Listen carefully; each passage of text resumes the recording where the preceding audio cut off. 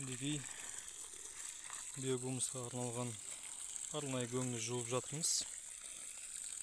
Құдай қаласа бір 2-3 сағаттан кейін таза болуы мүмкін.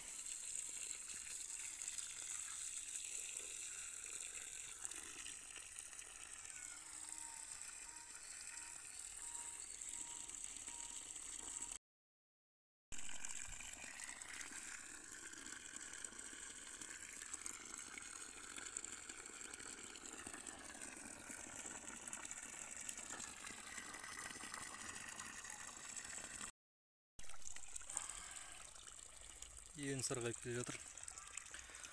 Жалпы айтқанда алдыңғы видеолардан көріп жүрген негізінде 2 сағат уақыт кетеді деген рас екен.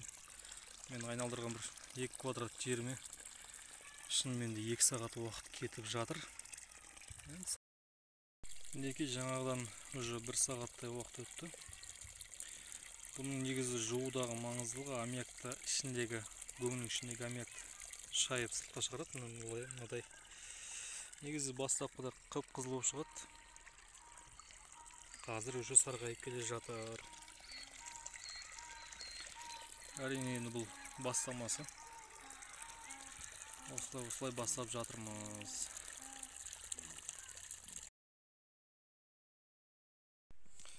Мінекей мынау 12 квадрат метрлік жер.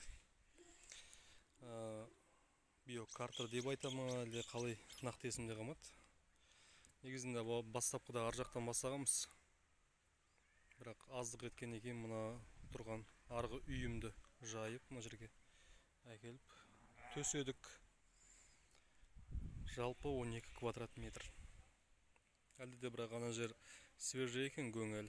Соны жуып жатырмыз қазір.